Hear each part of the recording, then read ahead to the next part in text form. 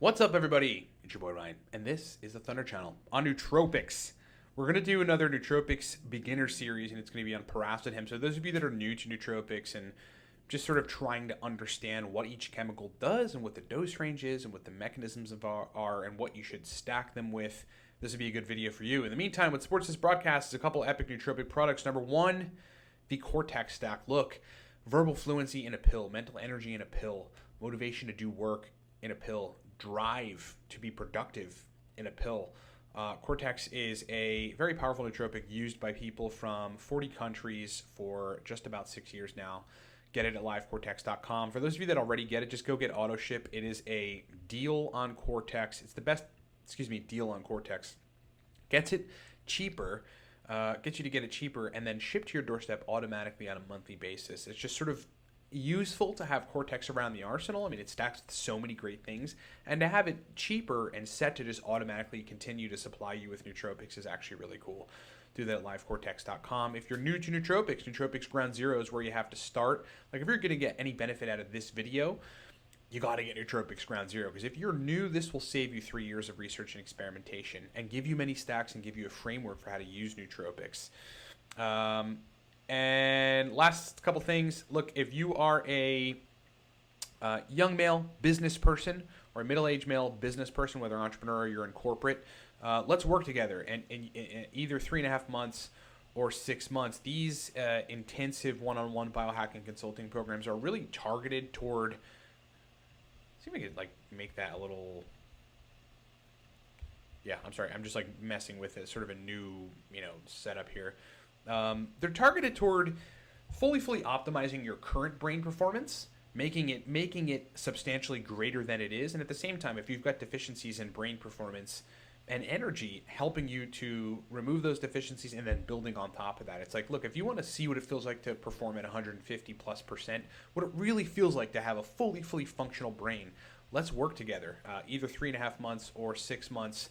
You can do those consults at livecortex.com or email me, Ryan, at livecortex.com with questions if you want to do it. Okay. Nootropics beginner series on Piracetam. So I guess just let's run through the sort of roster of things we typically talk about in the beginner series. What the hell is Piracetam? What's the history? So it's initially a drug brought to market to treat myoclonus, which is like a muscular twitching problem. That's actually, a lot of people don't know that, but that's where Piracetam first came from. It was intended to treat myoclonus.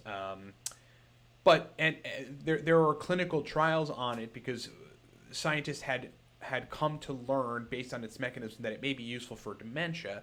So there were trials with Piracetam on human people to see if it alleviated dementia in some capacity. And the results were sort of mixed. There are studies that show glaring degrees of efficacy, and then there are other studies that show that it really did make a difference. And I would assume that has to do with this sort of stage of deterioration that the person was in at the time. In the United States, since it isn't actually approved by the Food and Drug Administration, it has to be marketed as a supplement. Okay, so it's not marketed as a drug. It's not an FDA-approved drug in the States. So it's just marketed as a supplement. As such, it has a legal status of legal. You can purchase it. You can have it. If a cop pulls you over or something and you happen to have Piracetam, that's legal to have. It is a legal chemical. Along the way, after these myoclonus trials, etc., psychonauts and nootropics enthusiasts adopted Piracetam into the roster and quickly found that it provided cognitive benefits to regular people, right? Not just folks with myoclonus or dementia or a deteriorating brain, like at a clinical level, but regular folks that just needed brain performance. That it optimized the brain performance of regular folks, even young folks. And this is why. There's many mechanisms of action to Piracetam. It's actually one of the most versatile racetams out there, and it's also one of the most versatile nootropics out there. Number one, it has neurovascular optimization elements to it. Specifically, it increases brain blood flow by fostering what you would call neuromicrocirculation. That's just a sort of a term that I'm making up, but it's microcirculation in the brain. Piracetam fosters that circulation. It's actually really, really cool, especially for people that suffer with, oxygen and blood flow disorders in the brain. Might be useful if they have to do with microcirculation. Number two, it influences the AMPA receptors, which are a glutamate subtype, like aniracetam does, for those of you that understand aniracetam, aiming to induce LTP and memory function. But the research on that point to that being effective to a much lesser degree, or potent to a much lesser degree than aniracetam, which is more potent on the AMPA receptors and LTP synthesis, in a way that, at least in the research, makes it barely noticeable. Is it comparable to aniracetam in the AMPA receptor regard? Hard to actually quantify that. Number three, it increases oxygen consumption in the brain. Oxygen consumption in your brain, and that's really postulated to be happening via some sort of modulation of ion channels. Okay, oxygen consumption in the brain, that is a good thing. I mean, when you take ALA and you take like NAC as an example, and it gives you this sort of light on your feet, kind of light brain feeling, like your brain's just working a little quicker and gunk is cleared out. One of the reasons is oxygenation in your brain. Another reason, as it relates to NAC, etc., is reactive oxygen species basically being targeted by NAC. But Piracetam is not in any way an antioxidant as far as anyone can tell. But most importantly, it optimizes the cholinergic system. A lot of people don't really know why or what's going on. What it's doing is it's modifying the function of muscarinic acetylcholine receptors. Specifically, it's elevating muscarinic cholinergic receptors density. It's increasing the receptor density. Basically allowing a better responsiveness to the neurotransmitter acetylcholine. When you optimize or open up the density of a receptor site, it is then more responsive to the ligand that typically binds to it, in this case, which is acetylcholine. Dose range. The dose range is, in my work and in my experience, is 500 milligrams to 4 grams. Okay, 500 milligrams to 4 grams. Bear with me a second. I just lost my note sheet here. What the heck is going on? What would I have lost my entire note sheet? That's weird. Super weird. Okay, there we go. 500 milligrams to 4 grams. And in that dose range, there's many different use options for it. You could take 500 milligrams of it with a choline source and pair it with a medium dose of modafinil. And by doing that, you would get motivation, mental energy, drive to work, the dopamine-centered stuff from modafinil, and then you get central processing and memory with the Piracetam in the mix. It can be used at 4 grams, like the highest dose that I would suggest people taking, but that's usually when people just sort of want to take it by itself and get exclusively Piracetam benefits. So it can be stacked with other things, as is this, in the case with modafinil, other racetams, obviously all the choline sources, Alcar, centrophenoxine, dynamine teacrine, even tyrosine, a lot of the compounds that we typically talk about, but it can be taken on its own. If you're going to take it in higher doses, you probably should just be taking it by itself. 3 to 4 grams, get a choline source in there to supply the extra choline, because you're going to be speeding up the usage of acetylcholine via modifying the muscarinic acetylcholine receptors, opening the density up.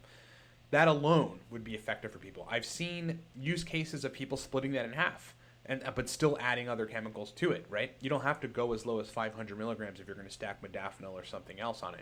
You could do a stack like 2 grams Piracetam, 50 milligrams modafinil, 50 milligrams teacrine, and 100 milligrams of L-theanine.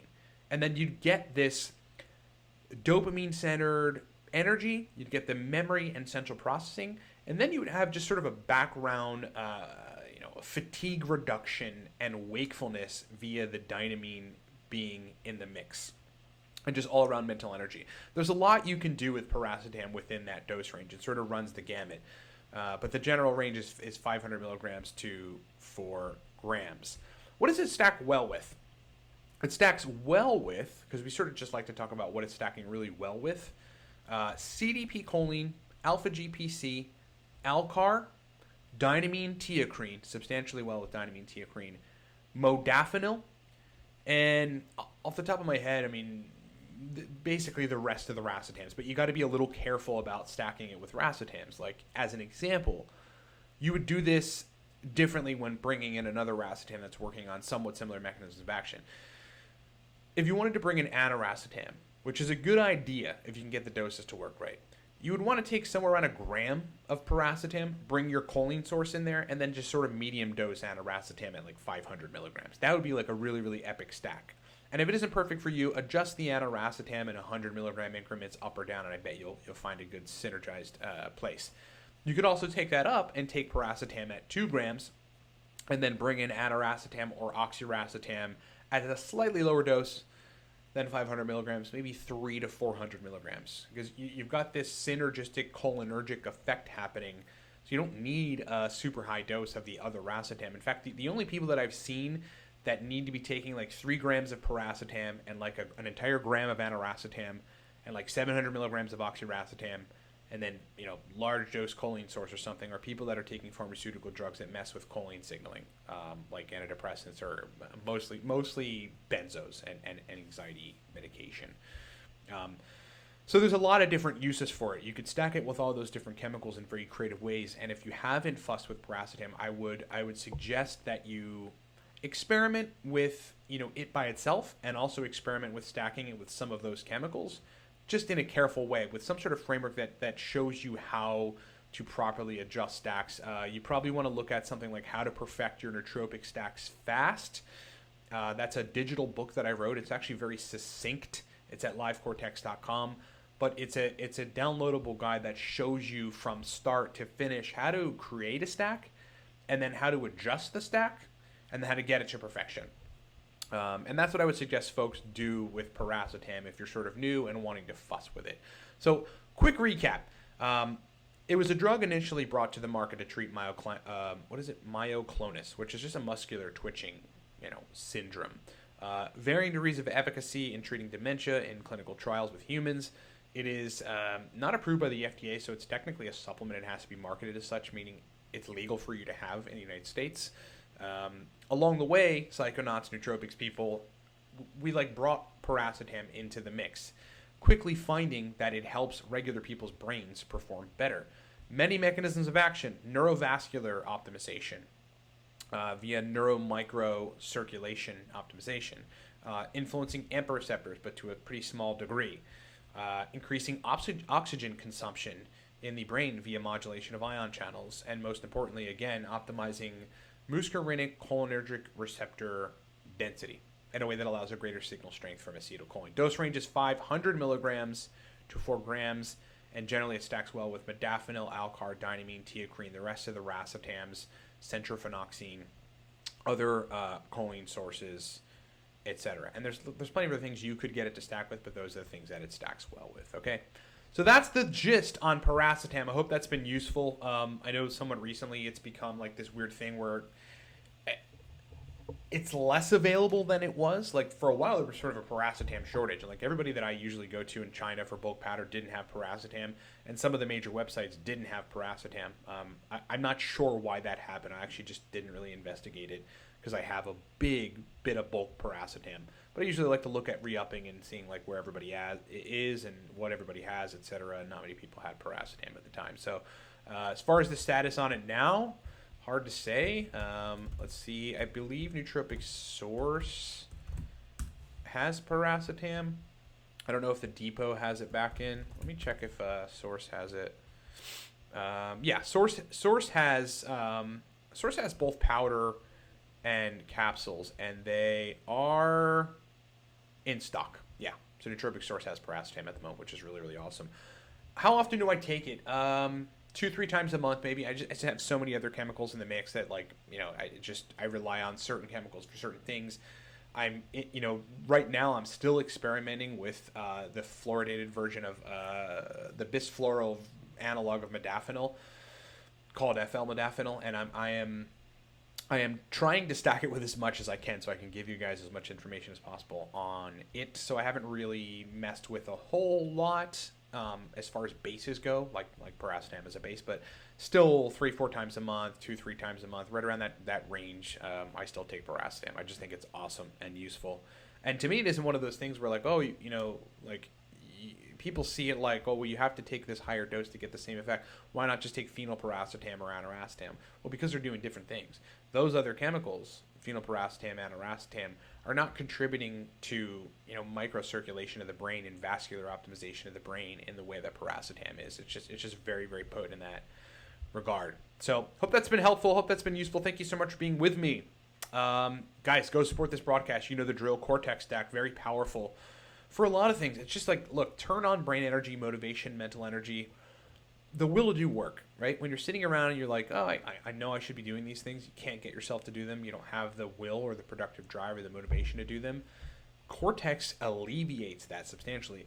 For most people, removes it, gets you to want to work. AutoShip's the best option for it. Gets you Cortex for $27.99 a month, which is cheaper, but automatically shipped to your doorstep. It's just Nootropics shipped to you monthly on a schedule, and you don't have to do anything. Sign up takes about a minute. It's just on the regular Cortex buy page.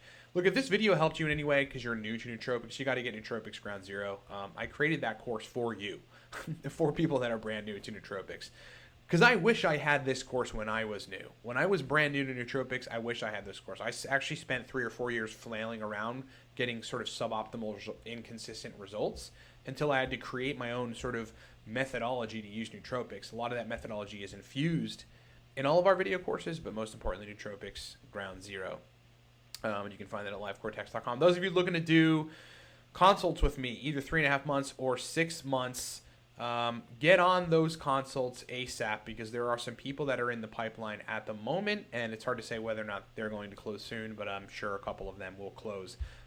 There's 4 slots open at the moment, and 2 are in the pipeline. So for those of you that have been looking into doing consulting with me on a 3.5 month or a 6 month basis on brain performance, pull the trigger now. If you have any questions whatsoever, want to have a conversation with me before you do that, email me, ryan@livecortex.com, ryan@livecortex.com, and let's talk about it. Let's hash it out and get you going. Thank you so much for watching, everybody. Talk to you next time.